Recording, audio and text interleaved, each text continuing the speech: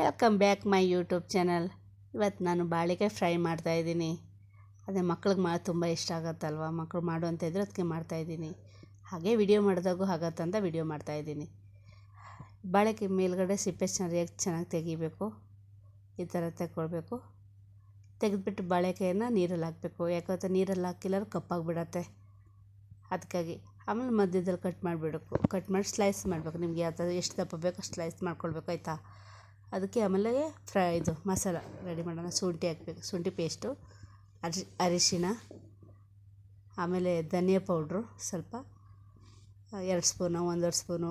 ನೀವು ಎಷ್ಟು ಬಾಳೆಕಾಯಿ ಮಾಡ್ತೀರಾ, 2 ಮಾಡ್ತೀರಾ, 1 ಮಾಡ್ತೀರಾ, ಆ ಥರ ನಿಮ್ಮ ಮೇಲಿರುತ್ತೆ. ನಾನು ಇದು 4-5 ಮಾಡ್ತಾಯಿದ್ದೀನಿ. ಅದಕ್ಕೋಸ್ಕರ ಹಾಗೆ ನಾನು ಇದು ತೇಜು ಕಬಾಬ್ ಪೌಡ್ರ್ ಇದೆಯಲ್ಲ, ಅದು ಹಾಕ್ತಾಯಿದ್ದೀನಿ. ಹಾಗೆ ಲಿಂಬೆಹಣ್ಣು ರಸ,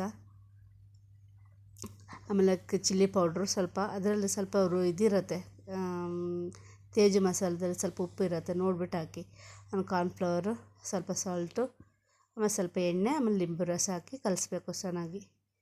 ಕಲಿಸ್ಕೊಂಡಾದ್ಮೇಲೆ ಇದನ್ನೆಲ್ಲ ಅದಕ್ಕೆ ಹಚ್ಚಬೇಕು ನೀಟಾಗಿ. ಚೆನ್ನಾಗಿ ಹಚ್ಕೊಳ್ಳಿ.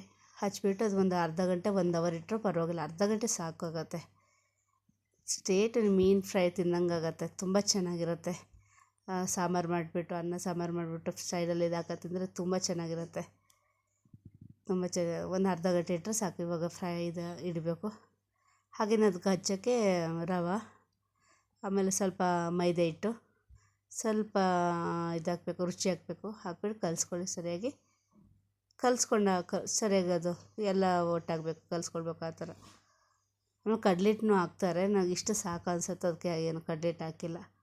ಇದು ಆ ಕಡೆ ಈ ಕಡೆ 2 ಸೈಡ್ಗೆ ಚೆನ್ನಾಗಿ ಇದು ಹಚ್ಕೊಳ್ಬೇಕು. ಚೆನ್ನಾಗಿ ಹಚ್ಕೊಂಡು ನೀವು ಹೆಂಗೆ ಫಿಶ್ ಫ್ರೈ ಮಾಡಿದಾಗ ಹೇಗೆ ರವೆ ಹಚ್ಕೊಳ್ತೀರಲ್ವ, ಹಾಗೆ ಸೇಮ್ ಹಚ್ಕೊಳ್ಬೇಕು ನೀವು. ಈ ಥರ ಚೆನ್ನಾಗಿ ಹಚ್ಕೊಳ್ಬೇಕು. ಇದೇನು ಎಣ್ಣೆ ಒಂದು ಕಡೆ ಕಾಯಕ್ಕೆ ಇಟ್ಕೊಂಡಿದ್ದೆ ನಾನು. ಇವಾಗ ಇದನ್ನ ಹಚ್ಬಿಟ್ಟು ಎಣ್ಣೆಲಿ ಬಿಡಬೇಕಷ್ಟೆ. ಈ ಥರ ಹಚ್ಕೊಳ್ಬೇಕಾಗತ್ತೆ. ಎಣ್ಣೆ ಬಿಸಿ ಆಗಿದೆ. ಹಾಗೆ ಹಾಕ್ತಾಯಿದ್ದೀನಿ ಫ್ರೈ ಮಾಡೋಕ್ಕೆ. ಹಪ್ಪಳ ಮಾಡಿದ್ದೀನಿ, ಎಣ್ಣೆ ಇತ್ತು ಅದರೊಳಗೆ ಮಾಡ್ತಾಯಿದ್ದೀನಿ ನಾನು. ಮತ್ತೆ ಎಣ್ಣೆ ಚೇಂಜ್ ಮಾಡೋಕ್ಕೆ ಹೋಗಿಲ್ಲ. ಈ ಥರ ಫ್ರೈ ಮಾಡೋಕ್ಕೆ ಒಂದು 5 ಸೆಕೆಂಡಲ್ಲಿ ಆಗಿಬಿಡತ್ತೆ. ಜಾಸ್ತಿ ಹೊತ್ತು ಫ್ರೈ ಆಗುತ್ತೆ, ಬೆಂದಿಲ್ಲ ಅಂತ ಅಂದ್ಕೊಳ್ಳೇಬೇಡಿ ನೀವು. ನಿಮ್ಗೆ ಅಷ್ಟು ಗೊತ್ತಾಗಿಲ್ಲ ಅಂದ್ರೆ ಒಂದು ಸ್ವಲ್ಪ ಚಾಕುಲಿ ಹಿಂಗೆ ಚುಚ್ಚಿ ನೋಡಿ, ಗೊತ್ತಾಗುತ್ತೆ. ಬೆಂದಿರುತ್ತೆ. ಒಂದು 5 ನಿಮಿಷನೇ ಜಾಸ್ತಿ. ಅದಕ್ಕೆ 1-3 ಮಿನಿಟ್ಸಲ್ಲೇ ಆಗಿಬಿಡತ್ತೆ. ಈ ಥರ ಫ್ರೈ ಮಾಡ್ಕೊಳ್ಳಿ. ಚೆನ್ನಾಗಿರುತ್ತೆ ಬಿಸಿ ಬಿಸಿ ಇದಾಗಿ ತಿನ್ನೋಕ್ಕೆ. ಮಕ್ಕಳಂತೂ ಹಾಗೆ ತಿಂದ್ಕೊಂಡು ಎತ್ಕೊಂಡೋಗಿ ತಿಂತಾರೆ. ತುಂಬ ಚೆನ್ನಾಗಿರುತ್ತೆ ಅವ್ರಿಗೂ ಸ್ವಲ್ಪ ಈ ಥರ ಮಾಡ್ರೆ ಅವ್ರಿಗೂ ಇಷ್ಟ ಆಗುತ್ತಲ್ವ. ದಿನಾಲೂ ನಾವು ಅನ್ನ ಸಾಂಬಾರು ತಿನ್ನೋಂದ್ರೆ ಹಿಂಗೆ ತಿಂತಾರಲ್ವ.